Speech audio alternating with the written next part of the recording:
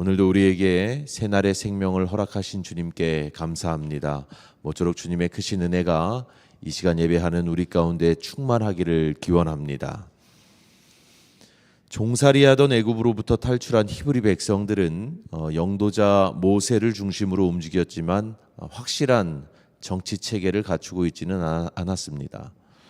물론 그들은 광야 생활을 마치고 가나안 땅에 입성한 후에도 왕이나 특정 계급을 형성하는 대신 전쟁과 재판에 있어서 기능적 역할을 감당해야 할 사사들을 둠으로써 계급화되지 않는 사회, 곧 평등한 공동체를 실현하고자 했습니다. 그도 그럴 것이 그들 이스라엘 백성들이 오랜 세월에 걸쳐서 압제와 고초에 시달렸던 땅 이집트는 한마디로 인간이 인간 위에 군림하는 체제였으며 왕에게 모든 권력이 집중되고 또 신적인 권한마저도 주어지는 제국이었기 때문입니다. 그러한 거대 제국 체제 아래에서 노예로 살던 백성들이 그 체제를 동경하거나 지향할 리는 만무했습니다.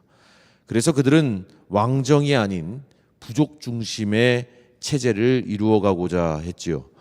구약학자인 고트발트는 이를 일컬어서 리트리발리제이션, 즉 민족의 고유한 정체성을 찾고자 하는 일종의 재부족화라고 불렀습니다.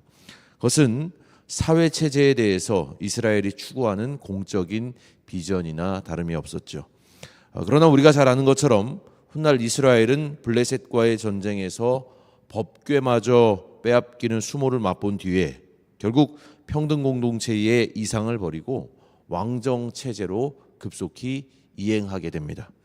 하나님께서는 마치 이러한 일이 일어나게 될 줄을 예감하시듯이 오늘 본문 말씀에서 이렇게 말씀하십니다. 14절 말씀이죠. 네가 네 하나님 여호와께서 네게 주시는 땅에 이르러 그 땅을 차지하고 거주할 때에 만일 우리도 우리 주위의 모든 민족들 같이 우리 위에 왕을 세워야겠다는 생각이 나거든.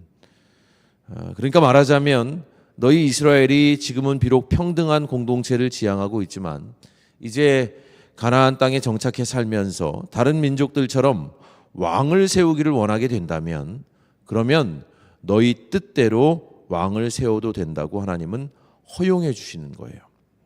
다만 여기에는 아주 중요한 조건이 있습니다. 그것이 바로 이어지는 15절 말씀에 기록되어 있는데요. 이 말씀을 한 번 더 읽어드리겠습니다.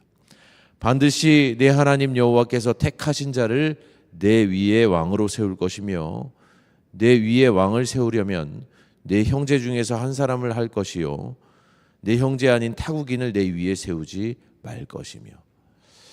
자, 여러분 바로 이 말씀에서 하나님은 이스라엘이 왕을 세우고자 할 때에 그 왕이 누구여야 하는지 어떤 사람이어야 하는지를 말씀해 주고 계십니다. 말하자면 이스라엘 왕의 자격이 무엇인지를 주님은 알려주시는 것이죠. 여러분 그것은 무엇입니까? 아주 간명합니다. 하나님 여호와께서 택하신 자, 바로 그 사람만이 이스라엘의 왕이 될 수 있다는 겁니다. 그러니까 너희가 왕을 세우기로 결정할 수는 있어도 누가 왕이 될 것인지는 오직 하나님께서 결정하신다는 거예요. 그렇게 이스라엘은 전적인 하나님의 주권에 의해서 오직 그분의 선택에 따라서 기름 부음 받은 자를 왕으로 세울 수 있는 것이라고 오늘 말씀은 그렇게 규정하고 있는 겁니다.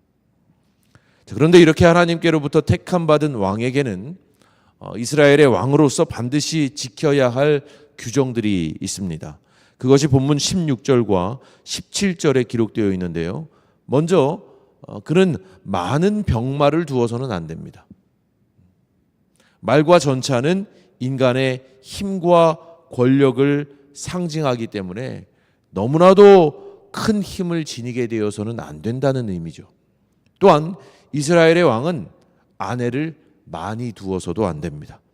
왜냐하면 왕의 마음이 미혹되어서 하나님을 저버리고 우상에게로 향할 수 있기 때문입니다. 마치 훗날 솔로몬이 그러했던 것처럼 말이죠. 뿐만 아니라 이스라엘의 왕은 자기를 위해서 은금을 많이 쌓아서도 안 됩니다.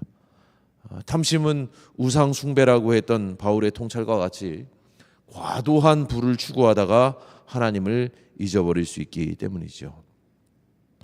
여러분, 이와 같이 하나님의 택함을 받아서 왕좌에 오르게 된 자는 많은 병마와 많은 아내와 또 많은 재산을 소유해서는 아니 되었던 겁니다.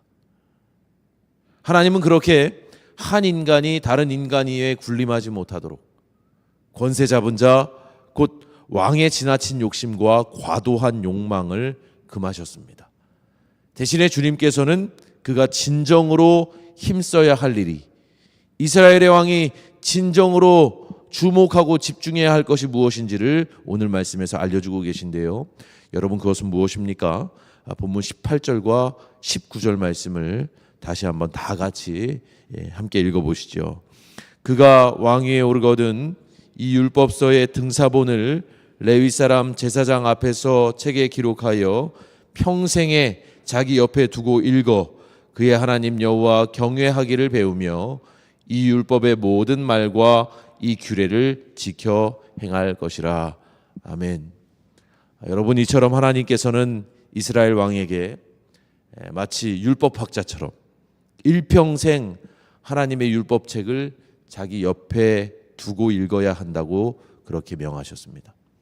그렇게 함으로써 그 율법 속에서 하나님 경외하는 법을 배우고 또 그 배움대로 행하기를 주님은 바라시는 것이죠. 그러면 곧 오직 주님의 규례와 법도에 따라 살면 그 왕은 분명 교만하지 않게 될 것이고 좌로나 우로나 치우치지 않아서 오랫동안 왕의 보좌를 지킬 수 있을 것이라고 주님은 약속하십니다. 여러분, 오늘 우리는 이렇게 이스라엘의 왕권에 관한 규례를 자세히 살펴보았습니다만, 하지만 우리는 이 모든 말씀들이 그저 먼 옛날 이스라엘의 왕들에게만 국한되는 것으로 이해해서는 안 됩니다. 도리어 이 모든 규례들은 오늘날 권세 잡은 자들뿐만 아니라 더 나아가 실상은 우리 한 사람 한 사람에게도 해당되는 말씀이라고 할 수 있습니다. 왜냐하면 오늘날 우리는 내가 내 인생의 왕이 되어 살고 있기 때문입니다. 그래서 우리 모두는 오늘 읽은 규례대로 늘 지나친 욕망과 욕심을 경계하며 오직 주의 말씀을 우리 옆에 두고 읽어야 합니다. 그렇게 함으로써 우리는 하나님의 말씀으로 통치받는 인생을 살 수 있습니다. 그렇게 함으로써 우리의 자아는 날마다 깨지고 깎이고 부서져야 하는 겁니다. 바로 하나님의 율법, 그분의 말씀 앞에서 말입니다. 그래야만 우리는 내가 내 인생의 왕이 아니라 주님만이 진정한 왕이심을 인정하며 순직하게 이 믿음의 길을 걸어갈 수 있을 것입니다. 이를 꼭 명심하시고 오늘 주신 말씀에 아멘으로 순복하는 이 새벽 우리 모두가 되기를 살아계신 주님의 이름으로 축원합니다. 기도하겠습니다.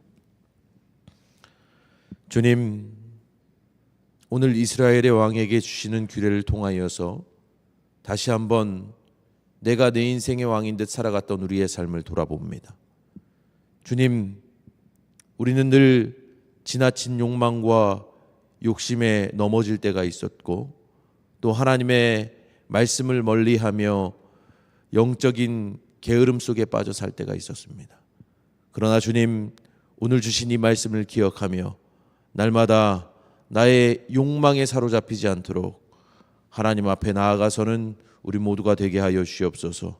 무엇보다 주님의 말씀을 옆에 두고 읽으며 그 안에서 더욱 깨지고 부서지는 우리 모두가 되게 하여 주시고, 그러므로써 우리의 인생의 참된 주인이, 참되신 왕이 오직 주님이심을 늘 고백하며 살아가는 우리 모두가 될 수 있도록 인도하여 주옵소서. 왕이신 주님, 오늘도 우리의 여러 기도 제목들을 주님 앞에 아뢰입니다. 우리 인생의 문제와 질고들이 참 많지만 하나님께서 다 기억하시고 이미 하나님의 원대하신 뜻과 계획 안에서 응답을 시작하신 줄로 믿고 오늘도 담대하게 꿋꿋하게 주님 앞에 무릎으로 나아가는 우리 모두가 될 수 있도록 인도하여 주시고, 주님의 역사하심이 우리의 삶 가운데 풍성하게 드러나도록 더욱더 성실하게 주님 앞에 나오는 우리 모두가 될 수 있도록 인도하여 주시옵소서. 특별히 기도합니다. 우리 사랑하는 지체들 가운데 중보가 필요한 이들이 있습니다. 저들의 삶 가운데 주님 함께하여 주셔서 그 모든 인생의 아픔들은 말끔히 사라지고 오직 주님을 바라보며 주님 앞에 나와 예배하는 그날이 속히 올 수 있도록 하나님께서 꼭 붙잡아 주시고 회복시켜 주시옵소서. 오직 주께 이 모든 기도와 간구를 아뢰오며 살아계신 예수님의 이름으로 기도하옵나이다. 아멘. 하늘에 계신 우리 아버지여, 이름이 거룩히 여김을 받으시오며 나라가 임하시오며 뜻이 하늘에서 이루어진 것 같이 땅에서도 이루어지이다. 오늘 우리에게 일용할 양식을 주시옵고 우리가 우리에게 죄 지은 자를 사하여 준 것 같이 우리 죄를 사하여 주시옵고 우리를 시험에 들게 하지 마시옵고 다만 악에서 구하시옵소서. 나라와 권세와 영광이 아버지께 영원히 있사옵나이다. 아멘.